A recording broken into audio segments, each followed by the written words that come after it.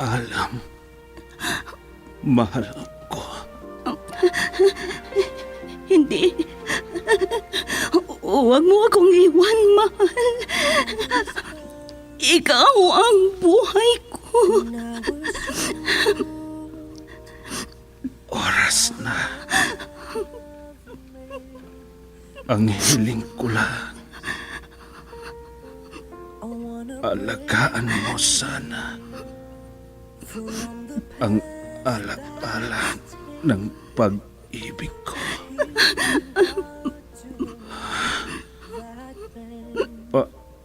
Alam, mahal ko. Hindi. Hindi ka mamamatay. Hindi.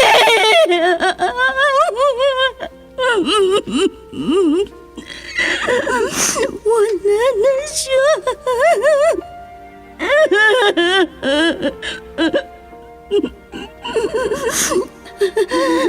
Baunin mo ang walang hanggang pag-ibig ko.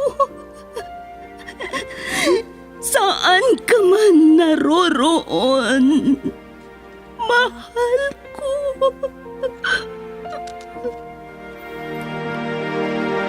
I was hurt. Recuerdos de la Vida. I thought you will forever. Drama na kung saan inyong mapakinggan ang mga pangyayari sa nakalipas na panahon sa buhay ng isang tao. Mga kaganapan at mga bagay na nanatiling alaala na lamang na nagkaroon na ng pugad sa dibdib. Alaala na hindi kayang burahin ng panahon kailanman. Recuerdos de la Vida. Mula sa pluma nila Lubimin Aquino Sr., Letty Astudillo Aquino. Direksyon at produksyon supervision, Letty Astudillo Aquino. Recuerdos de la Vida. Mula sa Lovelet Artist and Talent Center Drama Productions, handog sa inyo ng #1 and most trusted radio network in the country, Bombo Radio Philippines. Basta Radio, Bombo!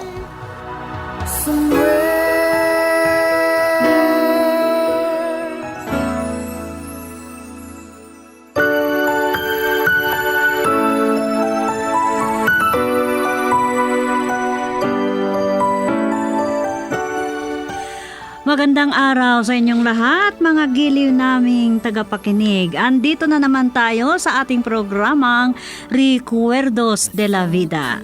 Sa ngayon, sa oras na ito, ang liham na ating babasahin ay galing sa isang masugid nating tagapakinig na ating tawagin sa pangalang Verina. Ganito ang liham ni Verina. I will stay.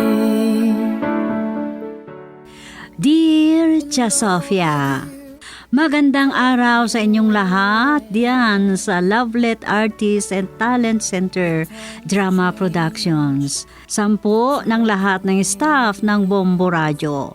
Isa po ako sa mga masugid niyong tagapakinig sa inyong drama dyan sa Lovelet Artist and Talent Center Drama Productions. Ako po isa sa inyong masugid na tagapakinig at nais ko pong lumahok sa inyong programa. Itago niyo lang ako sa pangalang Verina.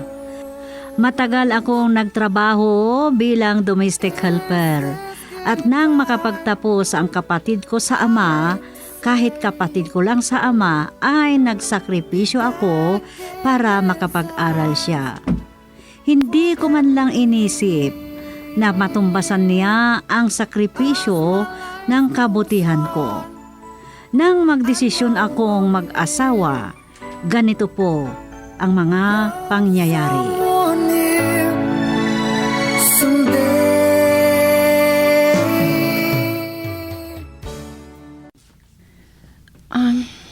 kapatid Hindi ko na siguro hintayin na tumanda ako dito sa abroad. Di bale, nakapagtapos na ang mga kapatid ko at may konti na akong ipon para makapagsimula ako kahit konting negosyo. Ay, tapusin ko lang din ang 2 taon na kontrata ko dito. Tapos, uwi na rin ako. Pero, maninibago ako kung wala ka ng kasama ko. Wala akong kasama na mamamasyal. Kahit din ako, friend. Ay, ngayon pa nga lang ay nalulungkot na ako. At parang kapatid na ang turing ko sa'yo. Bakit? Makipag-asawa ka na ba?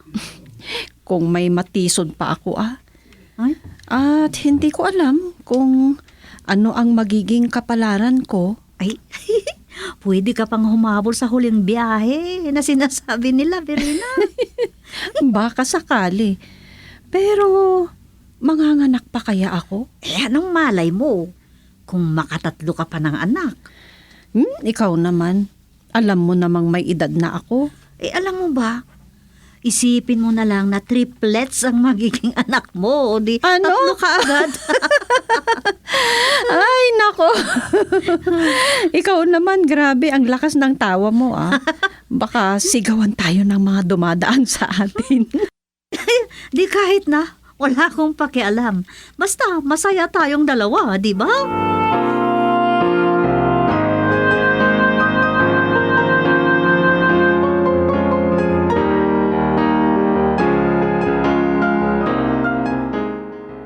Hindi mo ipinaalam ang plano mong yan. Pero mas mabuti kung hindi ka na babalik sa abroad. Ano naman ang gagawin mo, Ate Verena? Anong papasukin mong trabaho? Hindi ka naman nakatapos sa koleyo. Ay, kahit gusto kong pumasok na empleyado, hindi ako tatanggapin. At may konti naman akong ipon, ipupuhunan ko na lang sa negosyo. Ano bang alam mong negosyo? Maski store na lang siguro. O di kaya buy and sell. Nako, magkano lang ang tutubuin mo sa store? Magaling pa na umutang ang mga bumibili.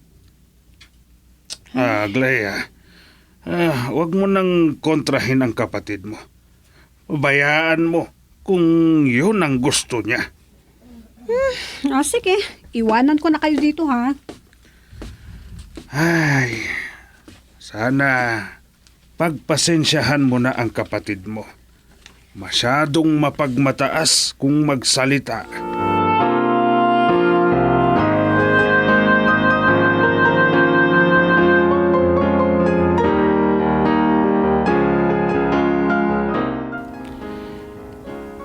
Kung di ka na babalik sa abroad, sana tanggapin mo ang inialay kong pag-ibig sa'yo. Talagang hinintay mo pa ako ha? Sana naghanap ka na lang ng mas bata pa sa akin. Ikaw ang mahal ko, Verena. Marami dyan. Maski bata kesa sa akin. Gaya ng kapatid ko. Ano naman ang mapapala ko sa kapatid mo?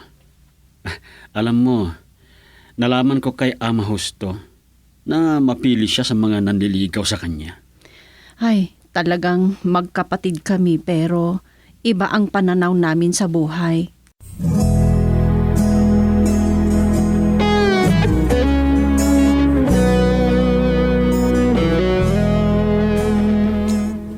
Isa lang akong magsasaka, Ama Justo.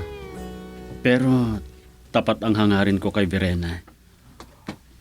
Kung yan ang usapan ninyo na magnobyo, hindi ako hahadlang. Ano ka ba naman, Ate Verena? Tumanda kang walang pinagkatandaan. Masyado na kayong desperado at pinatulan mo ang lalaking ito. Clea, may pinag-aralan ka. Matalino. Huwag ka sanang ganyan na mapanglait kung magsalita ka. Ay, isa rin kayong konsentidor itay. Tumigil ka na. Kahit may pinag-aralan ka, sana rumispeto ka sa amin.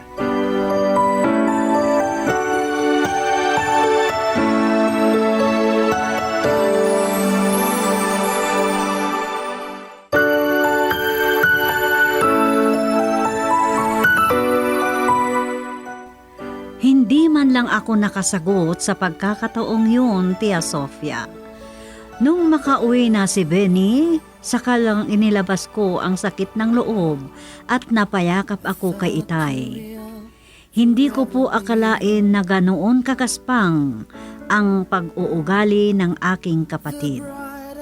Hindi ko naman gustong tumbasan niya ang aking sakripisyo sa kanya, kundi kahit respeto lang sana ang ibigay sa akin. At hindi ang kapatid ko sa ama ang makapagpipigil sa pagpapakasal namin ni Benny. At ganito po ang mga sumunod na pangyayari. But times change to tangerine. Benny, kanina ko pa napansin na mukhang uulan, kaya umuwi ka na lang. Baka magkasakit ka pa. Hindi naman mangulap kanina. Pero ba't biglang umulan? Nako, baka ito na yung bagyo. Oh, oo nga. Babagyo na nga ata. Ang lakas ang lakas ng hangin. Baka masira na yung mga palay. Sigurado, sayang ang pagod at gastos. Ay, naku, sana hindi naman tutuloy. Kasi kung sakaling uulan, naku, siguradong malakas yan. Sus, Oh, lumalakas ang hangin. Lalo na't hindi pa naayos ng bahay. ay naku. Hindi pa natin ituloy na bumili ng tricycle na ipapasada mo. Gamitin ko muna ang natirang ipon ko para maipaayos ang bahay dito. Pero baka may nasabi ang kapatid mo. Hindi, doon muna tayo titira sa bahay. Hindi bale. Ako ang may gastos ng ipapatayong bahay. Sana mapaayos ang bahay na to. Sana malaki ang tubo para mapaayos na natin to. Sana nga. Sana naman hindi magtagal ang bagyo na ito, Benny.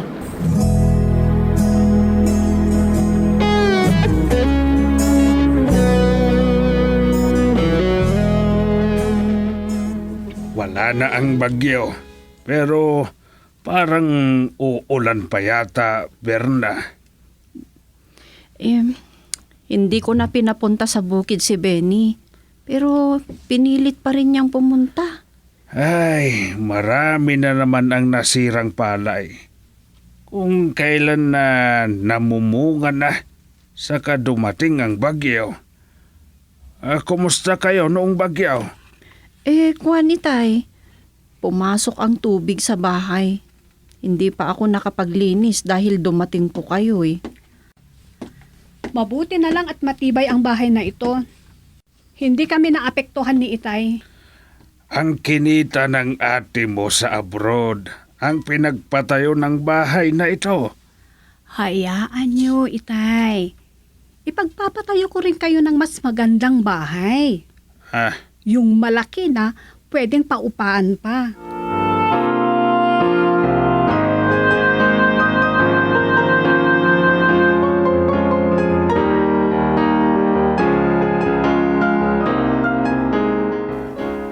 Ay, masyado akong napagod na naglinis dito sa bahay.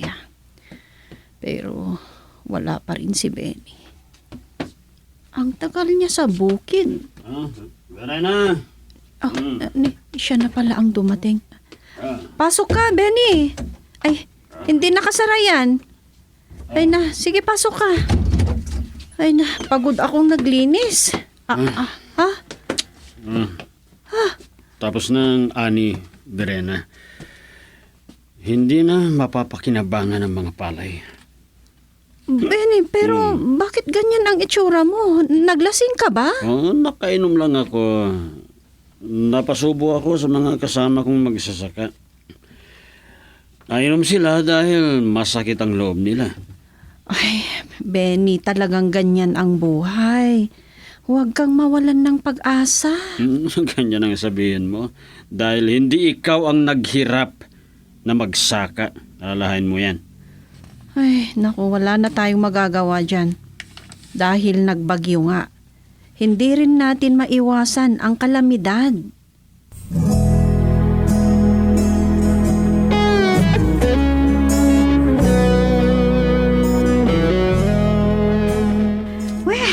ako naligaw Si Ama Husto ang nagsabi na dito kayo nakatira sa bahay ni na Benny. Oo nga mula nang mag-asawa na kami ni Benny, hindi na tayo nagkumustahan. Oo nga. Ay, oo nga pala. Nakita ko yung asawa mo. Andun. Nakipag-iinuman doon sa tindahan na pinagtanungan ko. Andun pala. Nakikipag-inuman pala sa tindahan. Parang malaki ang problema mo sa iyong asawa, Verena. Ay, alam mo, noon, hindi umiinom ng alak si Benny. Pero mula nung nasir ng bagyo ang palay niya, nagsimula na siyang magbisyo. Oh? Ay, nako, at alam mo ba, nadagdagan ang sakit ng loob niya nung hindi natuloy ang pagbili ko ng tricycle na pangpasada niya. Ganon? Nakadalaw ka dito sa bahay. May problema ba? Ang asawa mo ang may problema. Nagkamali kaya ng pagpili ng naging asawa. Bakit naman ganyan ang sinabi mo? Nagkagulo doon sa tindahan at binastos daw niya yung isang katrabaho mo. Ay, nako, siguro lasing siya noon. Talagang lasing. Ay, nako. Marami dyan sana na siya ang pinili mo, hindi siya. Ay, malas mo. Ang Masabahay kayo! Ay, andyan na nga. Hindi ako takot sa inyo! Hoy! Parang Ay, nako. Hayan na naman ang asawa mo. Diyos ko, Hoy! ano na to? Ay, ano na ang gagawin ko? Ay, nako. Huwag kang matakot sa asawa ko, ha? Ako ang bahala sa kanya. Lumabas kayo! Ay, nako. Ay, andyan na. Darating na. Nako, Lumabas ka! Nako, Diyos ko. Ano ba yan? huwag kang matakot. Hayan na siya. Benny, ano ba? Nandito palang maganda at tituladang kapatid mo, Verena. Pasensya ka na. Basta bale, huli na ito na pag-inom ko ng alak. Promise. Promise yan.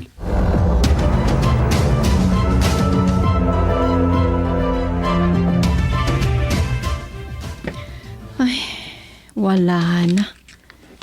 Napabayaan na ni Benny ang bukid. Kaya, ang kapal na ng mga damo. Ay, mapipilitan na ako na ang magbubunot ng mga damo. Ay, ako na nga lang ang gagawa dito sa bukid. Parang hindi nalagyan ng pataba.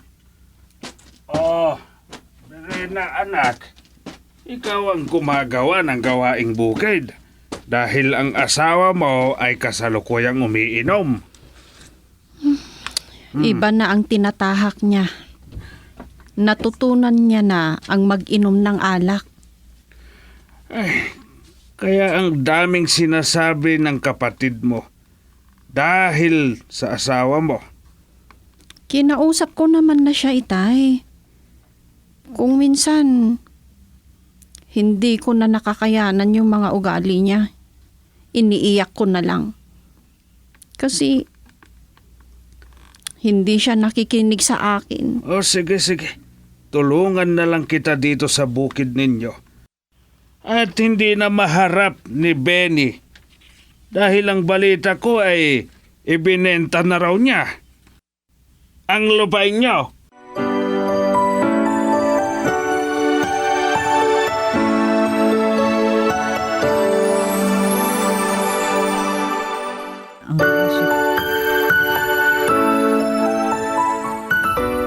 Hindi po natuloy ang negosyo na plano kong buy and sell, Tia Sofia.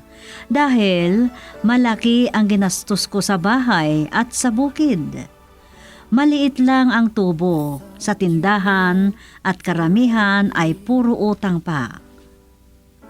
Hindi na sana ako hihingi pa ng tulong sa kapatid ko. Pero napilitan ako. At ganito ang mga pangyayari, Tia Sofia.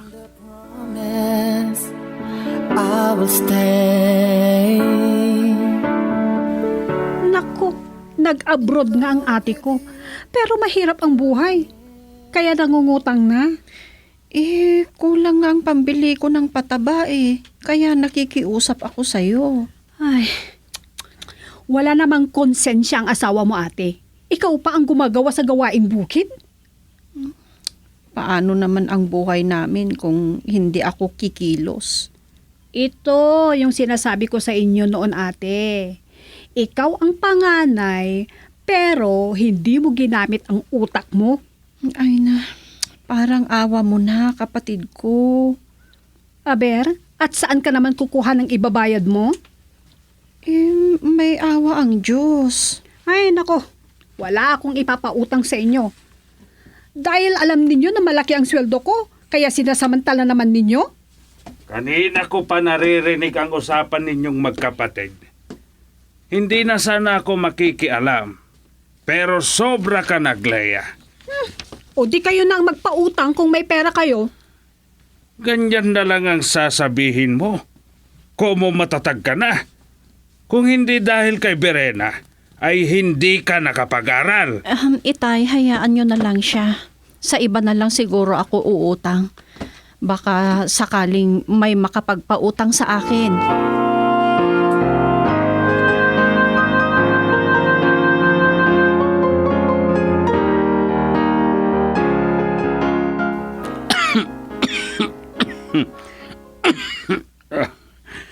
Nakakainis ang ubo na to. Hindi na gumaling. Oh, Verena, ikaw na ba yan? Ay, naku, Benny. Masarap ba ang alak? Ay, naku, kung hindi ka pa magbabago, ewan ko na lang. Hindi ko alam kung ano ang mangyayari sa'yo. Saan ka ba galing, ha? Anong oras na? Gutom na ako. Aba, o di, nagluto ka na sana. Galing ako sa bukid. Kaya kung ako pa ang magluluto, di talagang magagabihan tayo. Nandito ka naman eh. O di ikaw na ang magluto.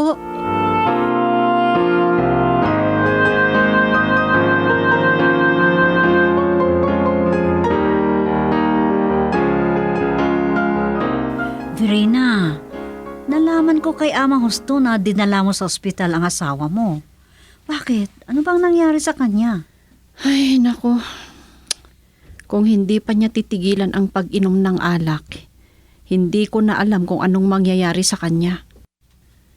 Ay, nako.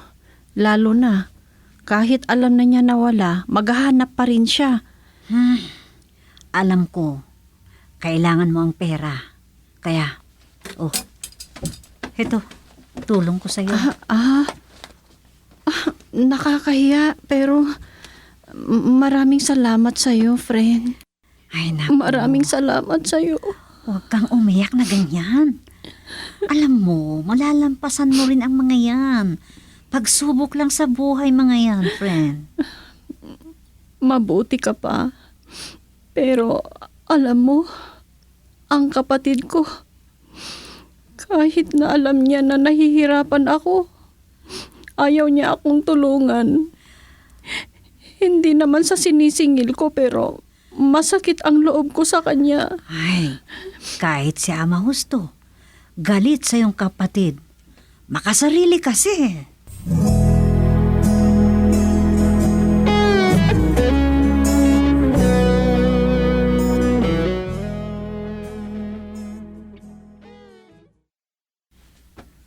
Ay, salamat at gumaling ka na, Benny.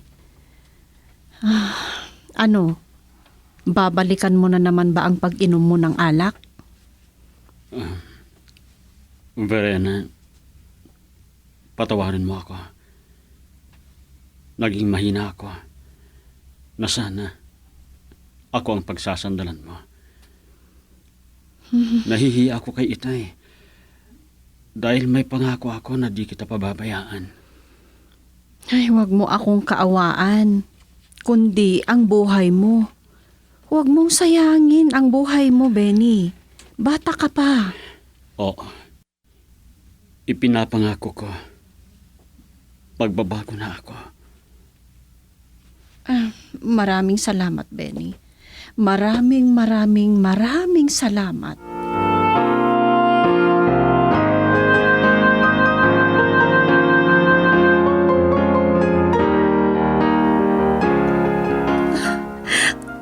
Verena, patawarin mo ako. Tama ang sinabi ni Itay. At si Ate Eda, hindi ko sana naabot ang tagumpay kung hindi ka nagsakripisyo. Pinuntahan ka pala ng kaibigan ko at kinausap ka. Oo, ate. Pinagsabihan ako ni Itay. Kaya ito, kunin niyo ito. Kunin mo ang halaga na ito, ate. Maraming salamat, Leia. Kulang pa yan nakatumbas ng sakripisyo ninyo sa akin, ate. Ako ang unang masaya sa pagkakaunawaan ninyong magkapatid.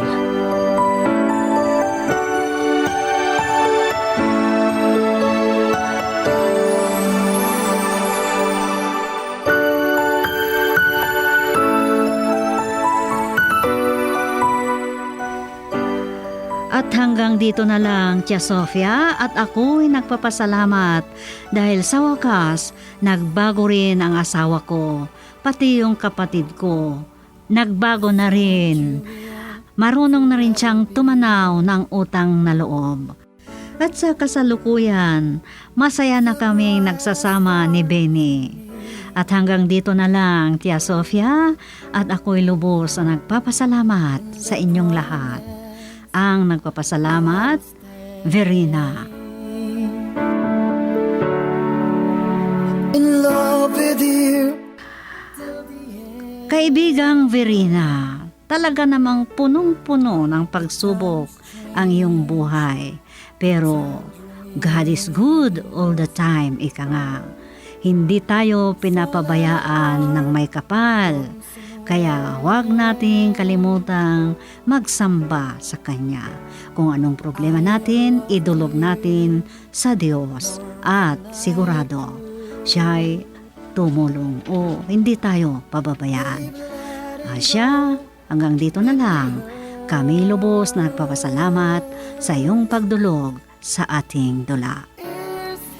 At dyan nagtatapos ang kwento ng buhay ni kaibigang Verena. Dito sa ating dulang, Recuerdos de la Vida. Ang liham ni Verena ay isinaayos ni Delphine Dumayas at sa direksyon, Leti Astudillo Aquino. Mula sa Lovelet Artists and Talent Center Drama Productions, inihahandog sa inyo ng #1 and most trusted radio network in the country, Bombo Radio Philippines.